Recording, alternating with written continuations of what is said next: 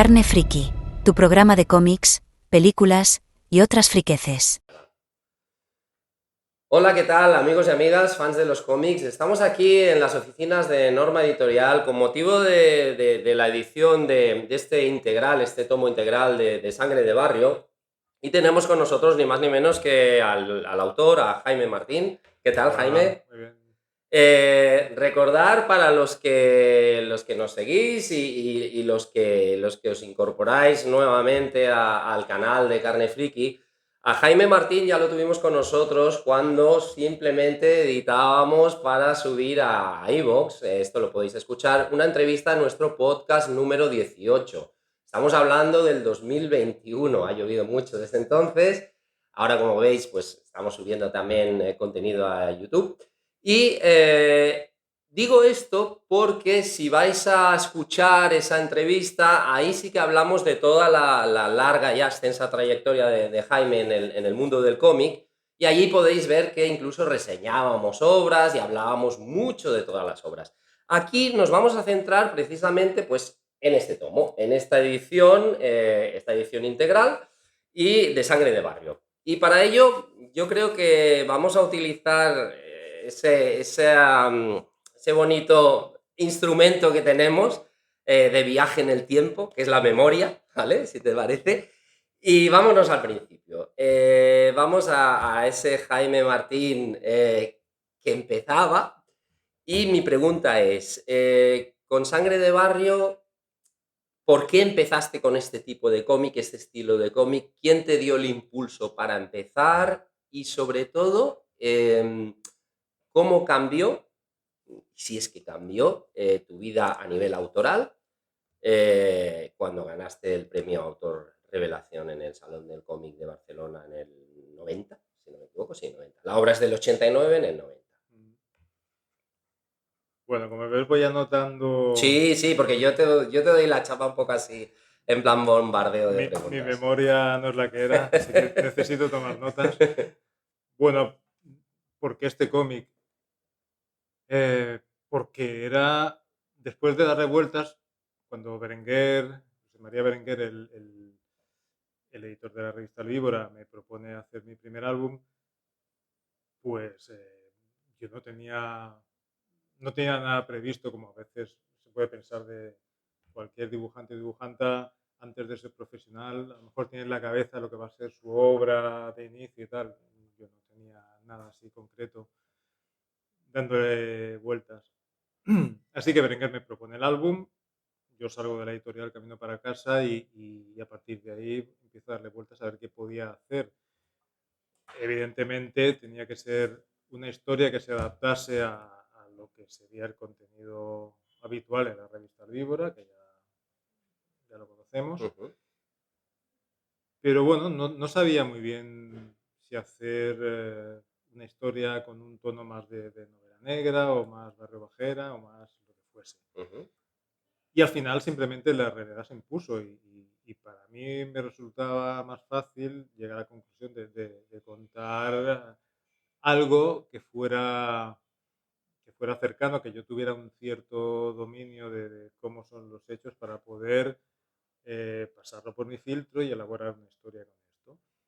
Así que recordando pues las típicas movidas que te cuentan los amigos, pues en el instituto este año le han metido fuego a una clase que el profesor estaba arrinconado llorando y los zumbados de la clase tiraban las sillas ardiendo por la ventana. Esto me lo comentaban mis amigos, ¿no? Joder, y pensábamos, oye, pues con todo esto a lo mejor puedo hacer una historia de los silvestrados que estamos en Hospitalet, ¿no? Y al final salió de una manera relativamente fácil. Yo no recuerdo tener en esa época un mensaje claro que transmitir con la historia, pero sí recuerdo querer recrear un cierto ambiente, ¿vale? De manera que ahora, 37 años después, porque también es complicado recordar qué era lo que tú querías hacer en aquel momento, Uh-huh. pero sí que me reconozco en esa sensación de tengo muchas cosas que contar, vividas por amigos míos, algunas que yo he visto, otras explicadas por terceros, pues tengo muchas cosas que contar que a lo mejor, si soy capaz de ordenarlas y de darle un sentido, una mínima trayectoria a todo ese discurso, puedo llegar a crear pues, una especie de fresco de cómo era la adolescencia a mediados de los 80 en la ciudad de Hospitalet, ¿no? Y creo que al final eso es lo que acabé haciendo de una forma relativamente natural. Entonces me preguntabas quién fue José María Berenguer, que me dio esa oportunidad.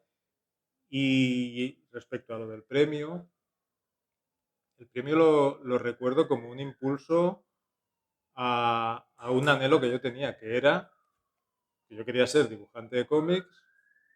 Era algo que ya a partir de los 14 años creo que ya tuve claro que eso era lo que yo quería hacer, a lo que me quería dedicar. Y el premio fue en cierta forma fue como decirte, vale, has llegado hasta aquí, ya has empezado, ya has entrado en lo que es la publicación profesional, esta es tu primera obra, no está mal, a ver qué eres capaz de hacer a partir de aquí.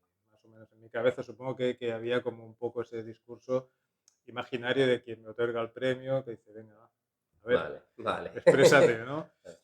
Así que ese primer comienzo me resultó alentador, me dio confianza en mí mismo y, y lo más difícil vendría después, que es pues, mantenerte durante muchos años pues, en esa situación de ser capaz de crear nuevas obras que puedan interesar mínimamente a público y a editores y que, en cierta forma, con todos los altibajos que eso conlleva, que puedas más o menos ir ganándote la vida a lo largo de tu carrera, ¿no? Y así ha sido hasta ahora, con momentos mejores o momentos peores, pero finalmente pues conseguí trabajar haciendo lo que yo quería, que era hacer historietas, pues como te decía, con algún momento en que también hemos hecho todos trabajos alimenticios cuando las cosas no iban tan bien, pero bueno, aquí seguimos. Porque aparte no es solo ya lo que es el premio, es que creo que esto, esta edición del Víbora, que por cierto, Esto es una este, reliquia y eso es una auténtica. reliquia total, que por cierto, este tipo de cómic editado así, pues oye, yo creo que estaba muy chulo porque era relativamente económico para la época. Tampoco es Sí. que era un chollo, porque veo aquí 210 pesetas, Ah, pero bueno, era una buena manera de entrar en ciertas obras. Y yo creo que esto también vendió bastante, ¿no? Se hizo 18.000 o algo así. 18.500 copias. Sí, Sí, sí. claro, o sea, supongo que fue un impulso muy bestia, ¿no? O sea, que te saquen Sí, una edición de 18.000, casi 19.000 copias de esto, sí. ¿sabes? Para alguien que empieza, imagino que... Claro, en aquellos momentos el cómic funcionaba bastante bien todavía, Ujú, aunque 18.500 copias era un poco más de lo normal, cierto. Pero se vendía bastante bien ujú, ujú, ujú. en general el Sí, sí, cómic, sí, ¿eh? sí, sí. Recuerda que era la época en la que en los kioscos habían varias revistas Ujú, y se sacaban álbumes, no tantos como ahora, porque lo normal era pasar primero por revista y luego unos pocos salían en formato de álbum. ujú. Pero sí que es cierto que fue un éxito, yo creo que inesperado. No sé si Berenguer tenía idea de cómo podía ir la cosa, pero yo desde luego a mí me pilló completamente, no, vamos, no me lo esperaba. No, no, total, total.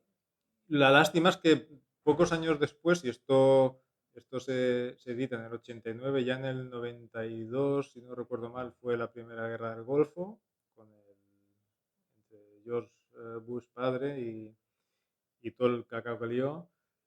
Y ahí ya empezó el declive.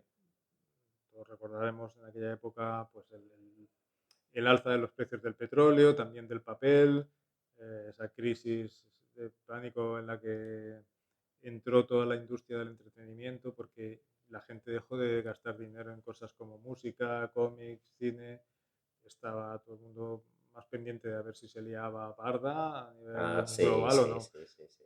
Y desde ese momento empezó a bajar y la tónica fue mantenerse en un perfil bajo en cuanto a tiradas y ventas, con algún pico hacia arriba de vez en cuando, pero ligero, y jamás llegamos a remontar hasta esa situación previa. En muchos años se hablaba de cuándo se va a volver a la situación normal que teníamos. Sí, Y yo sí, al final, después ya de décadas de ver cómo aquello bajó y se quedó ahí, llegué a la conclusión de que aquello era una situación anómala, ese momento de boom. Y que lo normal tal vez era ese esa caída. momento, esa caída que se fue manteniendo a lo largo de las décadas. Y tal vez lo anómalo era aquel boom del cómic. Bueno, anómalo en el sentido de que, bueno, veníamos de una dictadura. En el año 77 fueron las primeras elecciones y hubo todo ese tiempo de, como cuando coges una botella de cava, la agitas y Sí, sale toda claro, la sí, espuma toda al la chorro, ¿no? Entonces, efervescencia todo el total. mundo quería hacer todo tipo de cosas sin cortarse un pelo. eh, y estábamos ávidos de descubrir historias que habían estado prohibidas, ese tipo de historias, ¿no? Total, O total, escuchar total. música que había estado prohibida, o leer los libros, o ir a ver obras de teatro que no habían estado permitidas de ver, ¿no? Así que todo el mundo estaba ansioso de descubrirlo todo. Y era lo normal. Pasado ese momento de euforia y cuando todo se empieza a normalizar, pues imagino que luego todo aquello cogió su ritmo normal y bueno, y nos quedamos así. A lo que estamos más o menos Mm, ahora. Siguiendo con esta retrospectiva, esta memoria del momento, lo interesante de esta edición integral, que por cierto ya había una anterior también de Norma, si no recuerdo, pero esta, sí, sí, esta sí, ya es con un formato formato más, más sí. grande. Lo interesante para mí de esta edición es, sobre todo para quien lo lea ahora, ¿no? Que tenemos aquí, pues, el tríptico, por decirlo de alguna manera, Sí, vamos viendo la evolución, ¿no? O sea, mm, yo en su momento, yo soy de los viejos, de los que leí esto en su mm, momento, la primera parte, y aquí lo que me ha gustado es poder ver una evolución autoral de la que ya hablaremos, pero una mm, evolución también de los personajes. Por ejemplo, yo creo que Vicen, el protagonista, eh, va a un camino muy jodido. Yo mm, recuerdo que en la entrevista que te hicimos en el 2021 para el podcast, tú me dijiste que te gustaba mucho trabajar con personajes puteados, o sea, que lo pasaban mal, que estaban en mm, situaciones que lo pasaban mal. ¿Tú crees, sobre todo para la gente que igual más joven, que igual no vivió esa época, ¿tú crees que Vicen empieza con esas gamberradas y va tirando cada vez más hacia cometer actos delictivos, mm. ¿vale? Porque no tiene más remedio? ¿Crees que ciertas zonas de Hospitalet de esa época te invitaban a eso? Porque había gente que realmente no tenía más salida que eso. Porque aquí lo demuestra. Hay muchas Mm, partes del cómic que dicen intenta salir. A veces ves mm, que intenta salir de esa, con perdón, esa mierda, ¿no? de mm, vida y no puede. No mm, puede, pues porque no tienes experiencia, no tienes estudios, no mm, tienes. ¿Tú crees que, bueno, tú y yo que vivimos esa época, tú crees que tú bebías de eso real? ¿Eso era lo que tú vivías mm. en esos barrios, lo que tú veías? Claro, yo trato de, como te decía antes, de recrear un cierto ambiente Ujú, y, y realmente lo vivía así. O sea, Hospitalet, a mediados de los 80, entre mis amigos adolescentes y yo, la sensación era de vivir en el culo del mundo. Además, la gente de Hospitalet, de fuera de Hospitalet, nos veía como una especie de tribu de salvajes que vivían en el lugar más inhóspito de la tierra. Y realmente era una ciudad dura, fea, desagradable y, y con una sensación, ujú. no necesariamente así en todas las personas, pero en general con la gente que yo me juntaba había una sensación de que no había futuro ahí. Y no había muchas oportunidades de nada. Por ejemplo, hace un momento lo comentaba en el podcast de Norma. em, Mis amigos y yo no éramos delincuentes, pero alguno de mis colegas, sin ser un delincuente, cuando estábamos en el parque por ahí aburridos o dando una vuelta, a uno se le cruzaba que le apetecía darse una vuelta en moto porque acababa de ver una moto ahí, pues que, bueno, que no le habían puesto el candado, lo que fuese, o le habían puesto un candado de mierda, Y me acuerdo de este colega, que antes en el podcast se me ha escapado el nombre, ya no me lo voy a soltar, pues decía que me voy a dar una vuelta, que ahora vengo. Y cogía la moto, se daba una vuelta, bueno, pues ya nos vemos en no sé dónde. Y luego, ¿dónde has dejado la moto? ¿No la has dejado por ahí tirada? No, la he dejado cerca, la he dejado en el mismo sitio. Bueno, había ese tipo de situaciones de gente que estaba un poco ahí al límite de convertirse en un delincuente juvenil y que no acababa de dar el paso, pero había gente que sí. O sea, nosotros sí que conocíamos, sobre todo más colegas como este que se dedicaba a hacer cositas más en el margen, que sí que tenía colegas que eran auténticos delincuentes, con las que, gente con las que no nos juntábamos, pero sí que conocíamos y coincidíamos en el barrio más de una vez. Y de este grupo, pues como algunos sí que tenían relación con ellos, pues no había problema.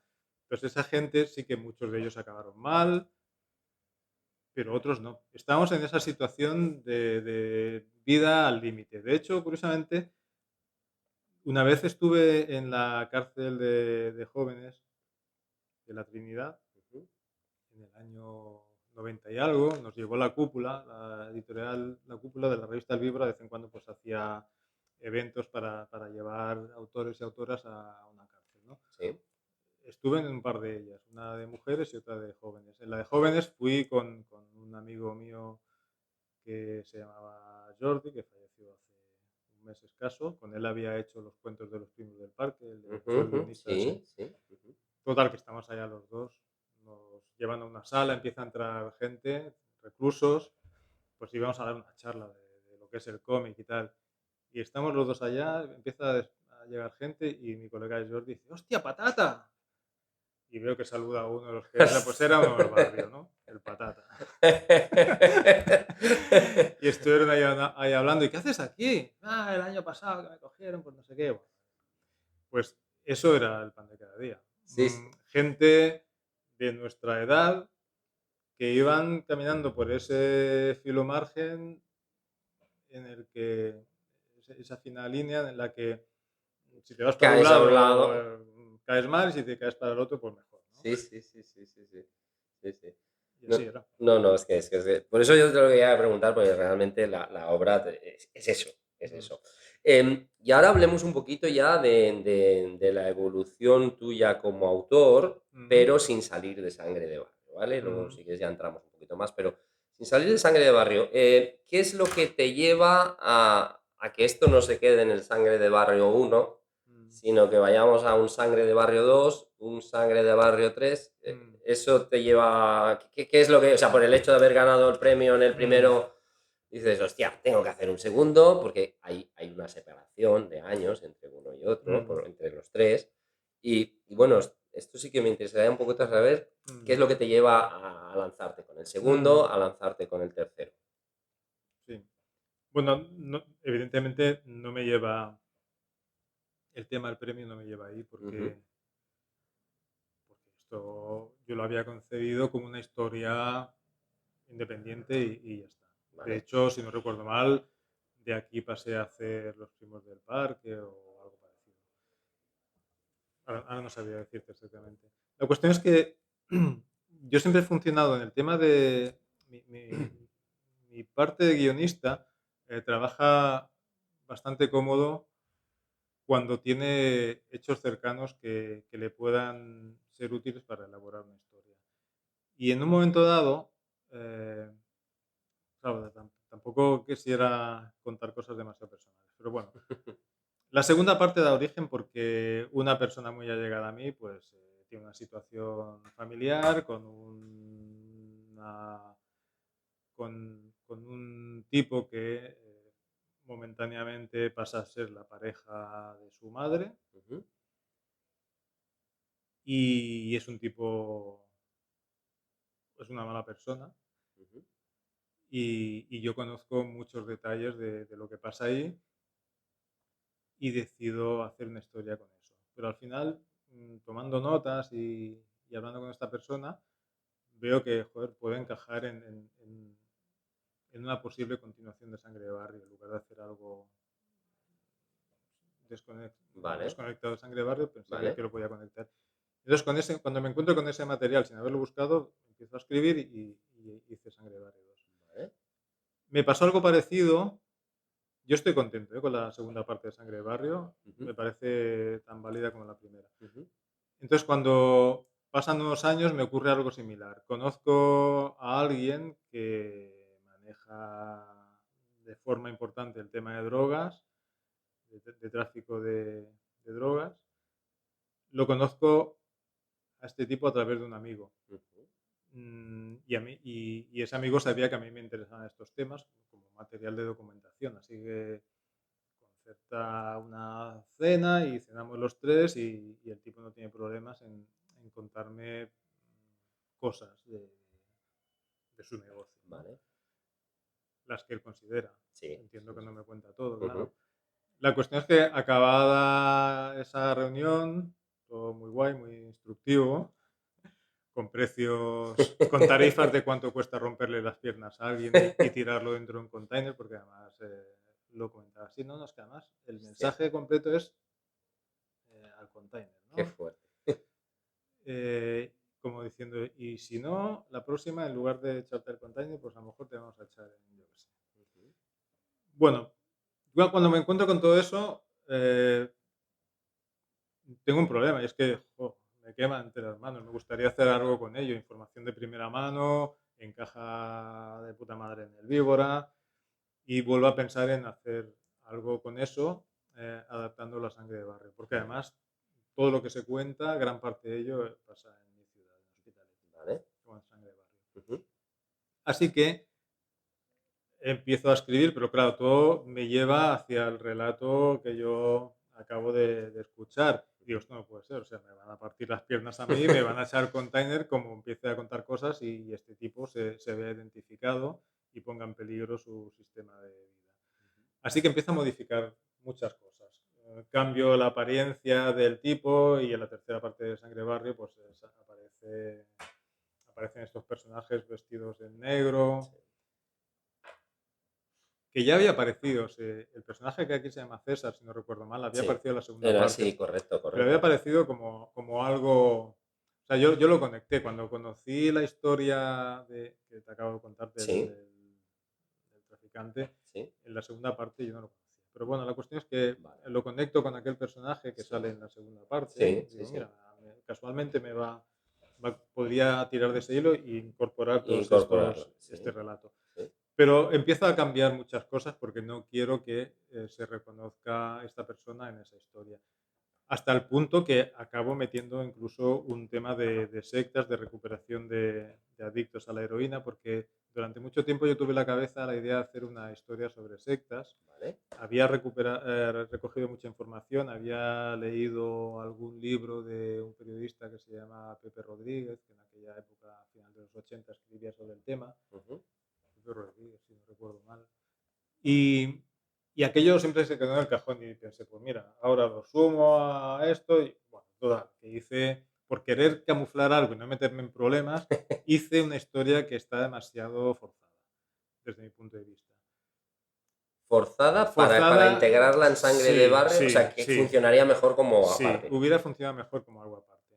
Forzada porque todo ese costumbrismo de la primera y la segunda parte, en la tercera pierde el protagonismo que debería haber tenido para dar paso a ese relato que, bueno, sí, es Vicen, también aparece la ciudad, también aparecen sus colegas, pero tiene otro tono totalmente distinto. Que podría ser, ¿eh? ¿Por qué no? A veces en las series Sí, llega un sí, momento en que el personaje nos interesa que tome otros derroteros totalmente diferentes y sí. se hace y punto. Pero eh, creo a toro pasado que lo hubiera enfocado de otra manera. Es decir, esa historia la tendría que o haber contado tal cual, tal vez hablando con esa persona y pedirle permiso hasta dónde podía contar, incluso que me supervisara el tema de decir esto no lo pongas Esto porque no, esto. Vale.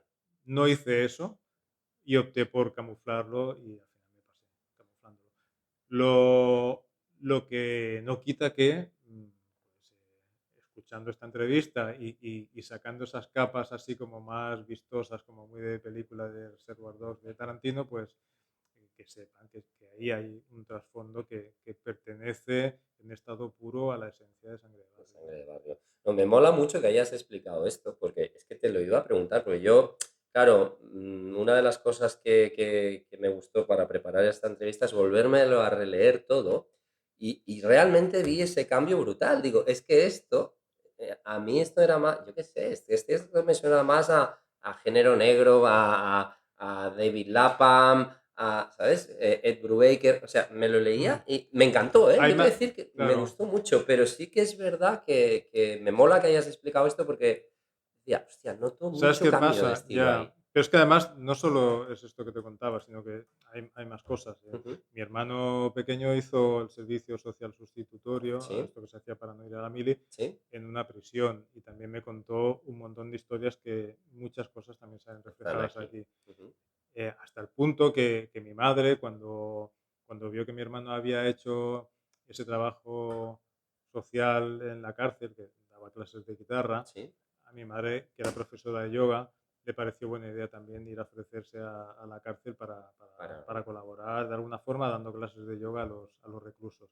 Y claro, mi madre también me pasaba información Vale, de cosas tenías que le ahí, contaban. tenías Entonces, ahí. claro, tenía, todo coincidió en el tiempo, tenía tal cantidad de información Claro, por 3 vías diferentes bueno, que incluso te daba lo para que, más. claro, claro, lo quise meter todo. Y Claro. además mi hermano pequeño me contaba unas historias súper divertidas. Por ejemplo, me hablaba de un grupo de chavales muy jóvenes, o no adolescentes, un poquito más que adolescentes.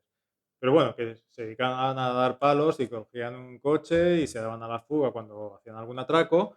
Y había uno que decía, pero claro, a mí sí, eso siempre me ponía muy nervioso. Yo lo pasaba muy mal porque cada vez que dábamos un palo y salíamos corriendo con el coche por ahí, me entraban unos nervios que me daban unas ganas de cagar que tenía que decir, para, que ¿Para baja un qué? momento y luego, pero coño, espabila, ahora no se puede, enseguida. Y luego subía y continuábamos, nos dábamos a la Hostia, pero fuga eso por hubiese ahí. estado Y claro, genial claro, también, claro, había mucha información ahí, claro. mucha.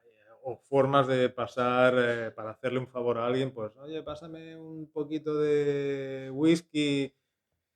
¿Cómo pasar whisky en una cárcel? Pues bueno, hay formas de hacerlo. Ujú, ujú, ujú.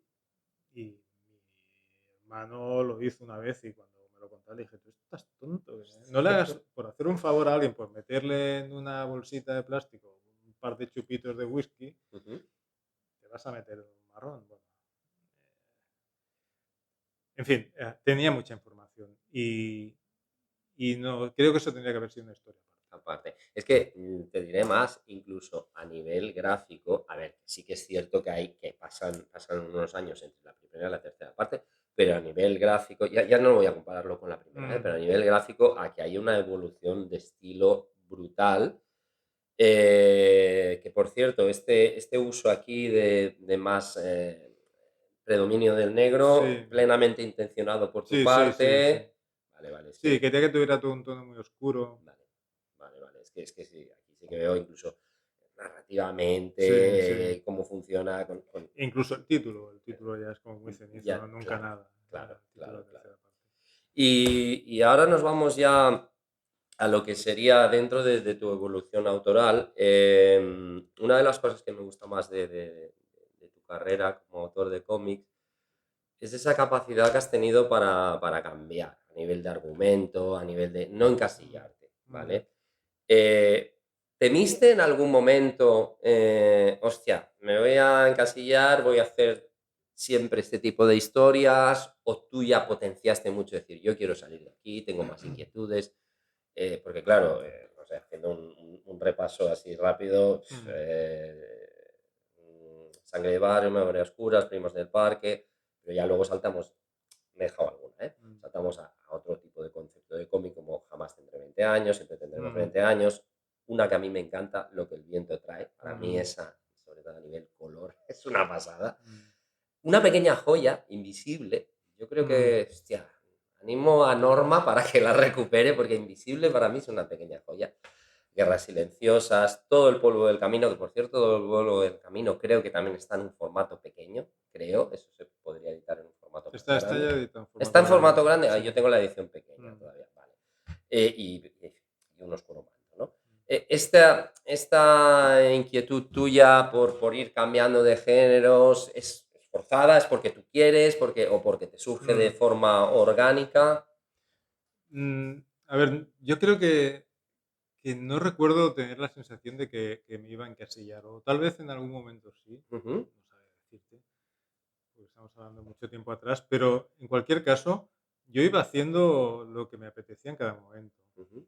Era consciente de que estaba publicando en una revista que tenía una línea editorial, pero nunca me forcé a hacer nada que no estuviera fuera de lo que yo quería hacer. De hecho, antes de publicar en el Víbora, yo ya quería publicar allí porque era mi revista preferida y con la que yo me identificaba con sus contenidos. Ujú. Así que yo iba haciendo según me apetecía. De hecho, hay cosas que no tenían mucho que ver, como la memoria oscura que hice en su momento o algunas otras, ¿no? Sí, Pero al mismo tiempo yo tenía también mis gustos de antes de publicar en el libro. Por ejemplo, yo siempre fui amante del género de terror. vale. Y en un momento dado, cuando el Víbora ya está a punto de cerrar o ya ha cerrado en 2004, 2005, ahora no recuerdo bien, Ujú. eh, empecé a escribir una historia de terror que es Lo que el viento trae, porque me apetecía hacerlo, pero no por tener esa necesidad de cambiar. En todo caso, cuando yo decido cambiar, Sí, es porque a lo mejor, eso sí que me he sentido en esa situación, pues igual estaba cansado de hacer tanta historia urbana durante años, ¿no? Entonces digo, pues me apetece hacer algo distinto, pero algo diferente. que a mí me guste. Y a mí siempre me gusta, como te decía, el género de terror, así que me iba para allá Vale. y me ponía a trabajar en eso, como luego he vuelto, por ejemplo, con Un oscuro manto, ¿no? Ujú, Después de ujú. estar pues unos 9 años a 3 años por libro haciendo la trilogía familiar, pues ya me apetecía disfrutar del dibujo de otra manera. Así que cuando hago esos cambios es más bien por disfrutar de cosas que también me gustan, pero no por el hecho de tener la necesidad de demostrar que puedo hacer otras cosas, porque simplemente me gustaba Te hacerlo. gusta. Y, y ahora volveré, bueno, estoy trabajando en un proyecto que vuelve a conectar con esta trilogía familiar Ah, porque me vale. apetece volver a ello Vale. y no descarto hacer cualquier cosa totalmente ajena al tema simplemente porque quería que me lo vaya a pasar bien. Es que la última vez que te entrevistamos, recuerdo que en aquel, no, hablamos 2021, en aquel entonces nos dijiste que tenías como 3 o 4 cosas, que Mm, estabas en un momento que empezabas una, luego sí, la dejabas. sí, sí, sí. Ahora sí que, por lo que dices, estás enfocado ya más en Sí, esta sí, especie. cuando os Ujú. comenté eso Sí, seguramente era cuando estaba empezando sí, con con lo del el... oscuro manto, Sí, porque correcto. recuerdo que ahí estuve trabajando en 3 proyectos a la vez Sí, hasta ser capaz de discernir por cuál me sentía más identificado y más cómodo, ¿no? muy bien, muy bien, En este caso no hubo esa vacilación, muy es bien. algo que quería hacer, porque me apetece sobre todo, porque va a ser una historia muy de recuperación histórica del barrio en el que vivo, que es el mismo en el que vivió mi padre cuando era niño, en el que vivieron mis abuelos. Muy bien. Y hay trabajo duro por hacer, me están ayudando desde el archivo histórico de Hospitalet, la gente que lleva el tema del archivo fotográfico me están echando una mano y pasándome documentación gráfica cuando no encuentro yo por mi lado la que necesito. Ujú. Y ahí estoy. Trato de hacer siempre cosas que más o menos crea que me van a mantener ligado de alguna forma al proyecto. Al final van a ser 3 años de trabajo duro que si no te metes en algo que te ilusiona, Te es quedas, jodido. te quedas jodido. Pues bueno, podríamos estar hablando, de hecho tengo más preguntas, pero el tiempo se nos come. Una última muy rápida, muy rápida, muy Mm, rápida. ¿Este Sangre de Barrio te has planteado alguna vez colorearlo, darle color, o no, piensas que esto funciona así, en blanco y no, negro, yo creo como... que en blanco y negro. Muy bien. Como fue parido, ¿no? Sí, sí, sí, sí.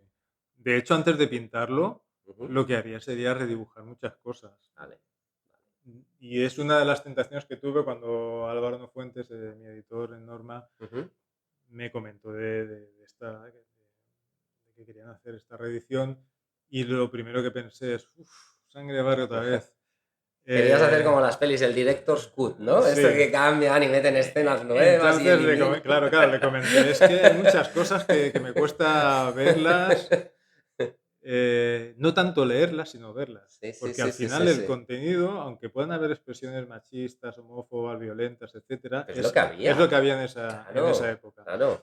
Sin embargo, es la forma de representar ciertos momentos, que igual Claro. son maneras demasiado explícitas, con poca imaginación, Ujú, ujú. y que ahora, con esos años de profesión que llevo, pues los trataré de una manera diferente, más elegante o narrativamente más interesante, Ujú, ujú. sin tener que ser tan, Tan explícito. tan explícita. Pero bueno, como comento por ahí en uno de los textos, pues cuando se es joven, el sentido de la sutileza no la tenemos No todavía es muy el fuerte. trabajada. De todas maneras, yo creo que mola, ¿eh? Mola porque mola pues por ver la evolución autoral, que ya digo, es que yo cuando lo leía y y el último ves ese cambio a todos Ujú. los niveles, a mí me encantó. Aún así, la segunda parte, en tanto que la tercera, yo ya dibujaba incluso de otra manera y ya controlaba el tema informático, Ujú. porque había empezado incluso a trabajar el color con ordenador antes de esa tercera parte. Vale. Pero no quería tampoco que hubiera una ruptura gráfica con el trabajo anterior, porque podía quedar un poco raro. Entonces, fue un extraño ejercicio de contención, ¿no? Voy a intentar hacer un cómic en blanco y negro, aunque ahora dibujo diferente, no voy a imitar lo anterior, pero voy a tratar de no pasarme y se Claro, vea como muy claro, desconectado, ¿no? Y claro. era un poco de equilibrio. Sí, sí. Pues nada, podríamos estar hablando aquí horas y horas.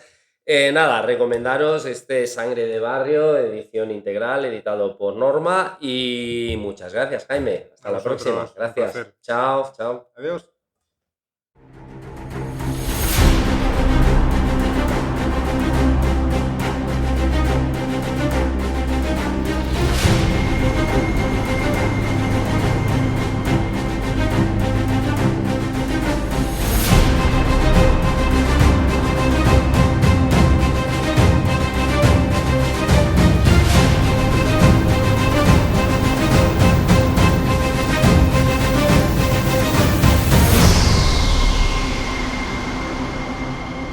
Carne Friki, tu programa de cómics, películas y otras friqueces.